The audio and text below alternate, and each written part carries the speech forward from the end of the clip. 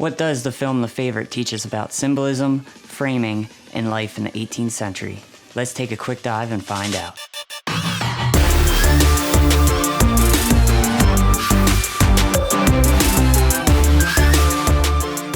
What's up, guys? This is Quick Dive, where we take a look at films, television, and other media to see how they teach us different aspects of life, symbolism, culture, stuff like that. So today we're going to be looking at the film The Favorite, which was directed by Yorgos Lanthimos, who has done other films such as The Lobster, The Killing of a Sacred Deer, and Dogtooth, all of which are really great films, which if you haven't seen, you should probably go check them out. But we're going to talk about The Favorite and all the different aspects in that film that kind of blend together in ways that you may have missed. I don't know. So to start off with, let's start with life in the 18th century. So in the film itself, there are many elements of 18th century wealth that are shown through a lens of, I would say, dark humor to them. What we're seeing is fantastical and exaggerated in some ways, but only to help really drive home just the ridiculousness of the time, especially those within wealth. We see things like racing of ducks. We see a whole scene where men are just pelting another guy who's naked tomatoes at him.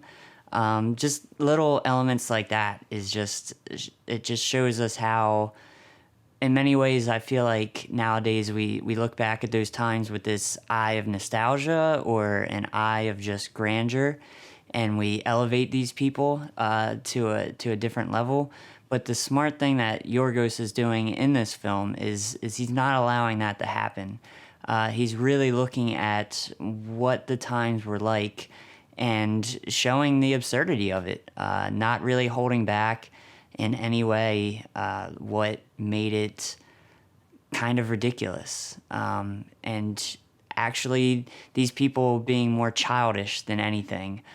From the beginning, when we're shown Abigail, who's played by Emma Stone, she's in a carriage with a few other people, and there's a man sitting across from her who starts touching himself. I mean, he's dressed in an outfit in which we would say, okay, you know, that has some credibility to it. That person is of some kind of stature. But he's just sitting there touching himself in a carriage full of people. So just little things like that. It's really, you know, not letting us get taken over by the outfits, the grandeur. One of the best moments in the film for me was the ballroom scene where the queen is brought in and it's a dance, and Lady Sarah is dancing with another gentleman. I can't think of the character's name at this moment, but they start dancing together, and at first you're like, oh wow, this is going to be this like beautiful choreographed scene like we've seen so many other times in period pieces like this. But they just start doing this ridiculous dance that is just, I don't even know. I was sitting in this theater just laughing so hard, and it was really awkward because nobody else is really laughing at this film, and I'm just sitting there like floored because the dancing is just, it's so stupid. Even now, I'm sorry. It was so ridiculous. And that's what I love about like his films in general, is just there's this undertone of satire that is just so pervasive, and it's so ridiculous that it's hard to just, you know, keep a straight face in these scenes that I think a lot of people watch and they're like, I need to take this serious. But I think he challenges the audience to kind of say, no, don't take this seriously. Look at how ridiculous this is. Please just laugh at this because it's so over the top. That sort of leads into how we can talk about symbolism in the film. And one of the most prevalent, and I think people might miss the symbolism of it, or maybe just, you know, not really give it credit where it's due, is the theme of the rabbits that we see throughout the film. So each of the characters has their own sort of takeaway from the rabbits and how they are interacting with them. Um, if we start from the start, the easiest way to look at it is the way Queen Anne sees the rabbits. So Queen Anne is this woman who has gone her whole life and has had several miscarriages. In history, a lot of times it's kind of seen that she is this like, you know, woman who eats too much and she's constantly pregnant and all this stuff, and it's seen kind of grotesque, which many historians have argued about because some people say that she was this leader for reform at the time. Other people kind of see her as this like pig of a woman. It's very, you know, it depends on who you're looking at writing about her. But anyways, she sees these rabbits, which she has 17 in all, in cages in her room. She sees them as her children because, you know, many of her children either were stillbirths or miscarriages, or just didn't last very long once they were born. So to her, they're this symbol of children, of hope, of, I think, childhood, kind of like, not naivety, but like hope. You know, they're these innocent creatures that is just like they're beautiful and everything. So that's sort of her take in those animals. Then we see Lady Sarah, who, if you watch very quickly and early in the film, there's a conversation that I feel like some people may have missed because it was so fast and sort of like as things were, you know, leading up with the beginning credits and everything. But Queen Anne asked Lady Sarah to pet the rabbits, which she says she won't do. She doesn't want to touch the rabbits. She doesn't want to interact with the rabbits. And to her, they're this symbol of they are the symbol of naivety. They are this thing that Queen Anne is holding on to, and because Lady Sarah, you know, loves her the way she does, she's challenging her to kind of let go of those past burdens and things like that, which isn't, you know, evidently apparent at the beginning of the film, but as we see, you know, she does care about Queen Anne. She just has a very strange relationship and a strange way of showing that love. I mean, to her, love is not lying to someone, not telling them that they are, you know, this wonderful person. You know, but she does it so harshly that is her ultimate downfall, is that there is no barrier, there is no limit to how harsh she will be, and everything. And then lastly, we have Abigail, who, you know, at first we feel as though she's seeing these rabbits in the same way that Queen Anne does. You know, she's seeing them as this, you know, these her children.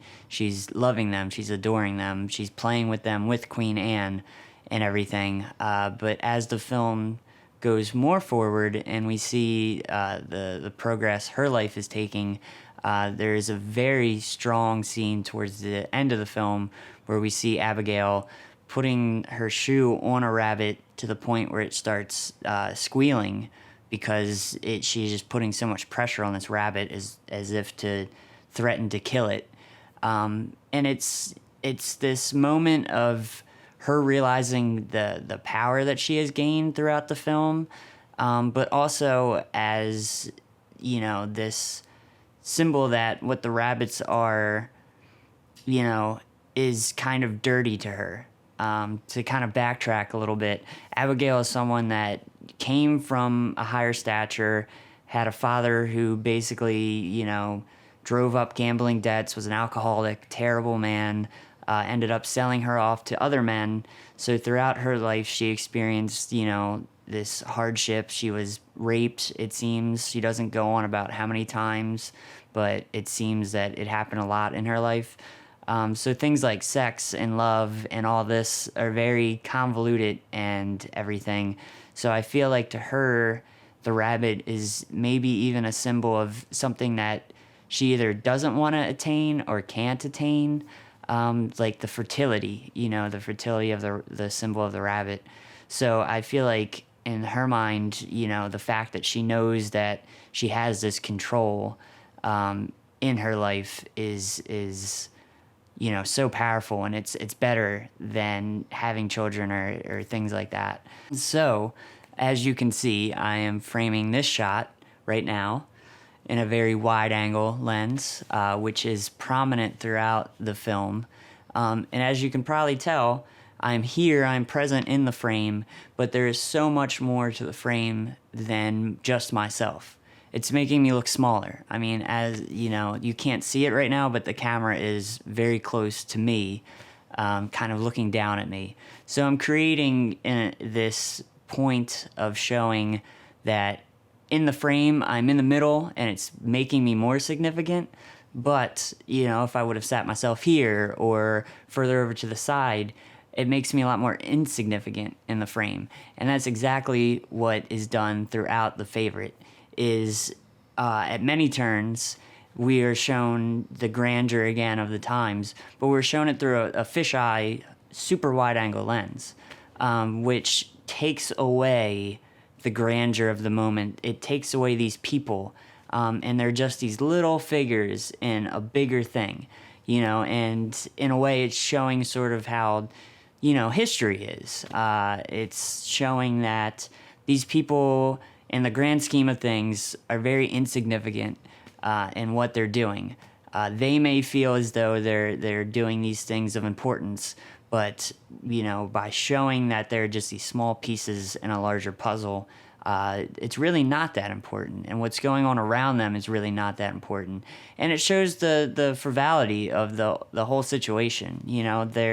They're these lords and ladies and everything like that, and they build up the stature, but really it doesn't amount to much of anything. What we're given a lot of times also in the film is, if you'll notice, there's many scenes that might be framed symmetrically, but we don't stay in that sort of style of framing for very long.